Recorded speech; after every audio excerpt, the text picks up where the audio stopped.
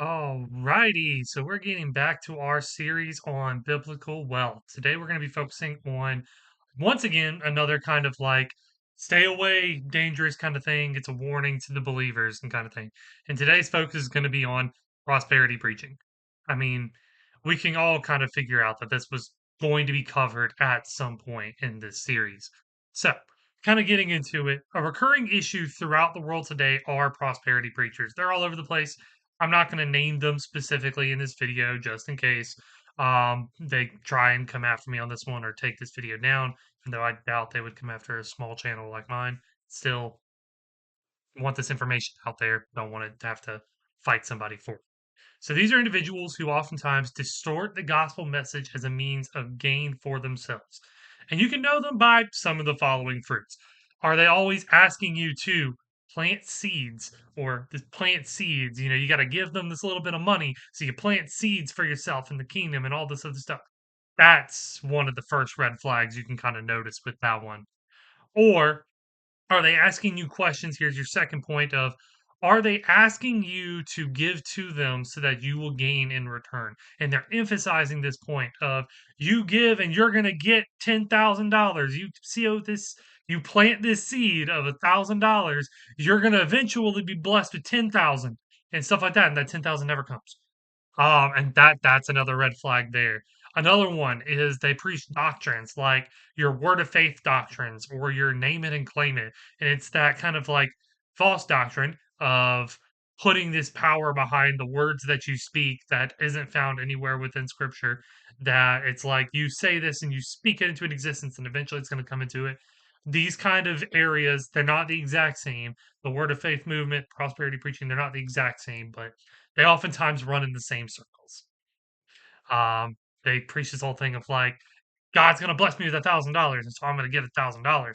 God's gonna God's gonna make you give $1,000, so you're gonna need to give $1,000. It's a clear manipulation tactic that they're trying to get you to give them money. Preachers will often emphasize points out of the Bible taken wildly out of context as well, or completely omit essential points of Scripture from their sermons. So we can look at just two examples of them taking things out of content or context. We're not going to go into specifics, but kind of talk about some specific or general teachings. So that first one that they normally take out of context are your teachings about blessings that would come to Israel for Israel's obedience. And these were specific things where God said, I will bless you with this if you are obedient to me. More often than not, Israel was not obedient to him. And they didn't receive those blessings, or sometimes they were and they did receive those blessings. And that's the point of those passages, is talking about obedience to God, not that you will receive blessings. And that's a kind of a big issue there that they'll often try to force apply their own theology into these passages to say, oh, if you're obedient and tithing more than 10%, then God's going to give you this blessing from scripture that does not apply to the situation whatsoever. And some other things that they kind of omit or not or take out of context with teachings is blessings in the New Testament that are often taught like omitting points about, well, you need to be obedient to God, you need to be following his commandments in order to get these blessings, or they focus on the worldly aspect of it. So whenever they're talking about these blessings, they're talking about, well, you're going to be given this land or you're going to be given this money, but they're not focusing that more often than not, these blessings are talking about spiritual blessings. They're blessings on the other side. They're blessings in the kingdom to come, not blessings for this world. But they want to focus on the worldly blessings because that's going to tickle the ears of the hearers. They're going to be like, ooh, that means I should give you money. And then it just continues this whole thing where the pastor then becomes some multimillionaire selling the gospel to people, not actually sharing the gospel, but making people pay for it. I hope you're enjoying the video so far. And if you are, I would hope that you would like, comment, subscribe, and share the video with someone else who may need to see it. In doing so, it helps this channel reach an even bigger audience and helps achieve our goal of helping share and spread the messages of this channel out to more people, including people who may actually need to see a lot of this content. But overall, hope you continue enjoying the video. Have a blessed day. This next point is talking about things that they omit. They oftentimes omit passages that focus on suffering and enduring suffering for the sake of the gospel. They preach this natural prosperity thing of you just obedient, you'll never experience anything bad. You'll get all of these blessings coming your way if you just do this for us. But they completely omit the whole entire point of so many different passages on suffering and enduring suffering. Like you look at Romans 5, where it flat out says that trials will come. We need to endure trials because it'll improve our integrity, character, hope, and faith, and that we are going to face those trials. There's another one in Luke as well. I can't remember the exact passage off the top of my head right this second.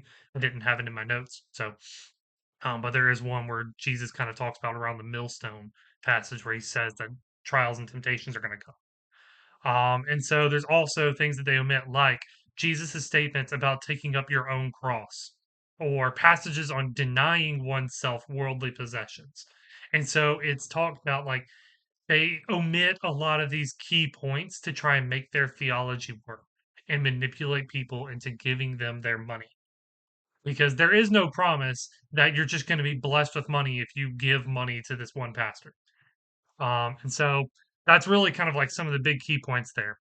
One thing that can also help in identifying these preachers is looking into their lifestyle. There's can often be just kind of like very telltale signs that something's amiss. Are they wearing a different $5,000 suit to every single sermon they preach? I don't mean like they have one suit that did cost that amount of money that they've worn for 5 years every Sunday. More or less, it's like, are they coming in with over the course of a year 30 different $5,000 suits? There's something wrong there. That's a pride issue. That's a boasting issue. That's a greed issue. That is, they're trying to show off their wealth. Are they wearing accessories that also cost thousands of dollars every Sunday?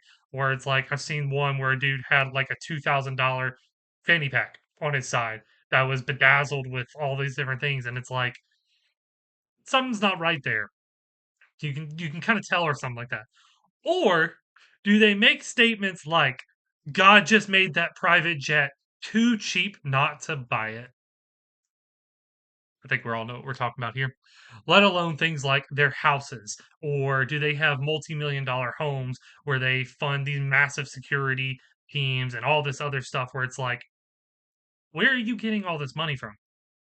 Where it's not a problem and it's not against scripture for a pastor to get paid. It's not against scripture for them to make money. But when they have that much to where they can have a multi-million-dollar home completely paid off, they have private jets, they have $1,000 suits all the time, they have all these $1,000 accessories, something's off. And that's a way that's just kind of like a red flag in of itself. But just kind of like conclude our video for today. At the end of the day, we should be worried about the souls of these pastors, and we should be addressing their false teachings. When we are trying to save souls, teachings like this distort the gospel message and mislead people. And out of love for others and for the sake of the salvation of others, we should be trying to pursue helping people out of these situations. And so also like just kind of wrapping it up here, when we're talking about biblical wealth, there was no avoiding this topic. We had to kind of talk about it soon, so might as well kind of get it going here. This isn't the end of the biblical wealth series. We'll get into some more stuff later on. It's not also want to emphasize this inherently wrong to be wealthy. It's not. There are people who were used in scripture who were wealthy. We actually talked about them in earlier in the first episode, specifically in the first part. But a desire to be wealthy comes with the risk of falling for false teachings like prosperity gospel messages. So this is something that we do have to be careful of. But overall, I hope this video blessed you today, and I hope you have a blessed rest of your day. Bye.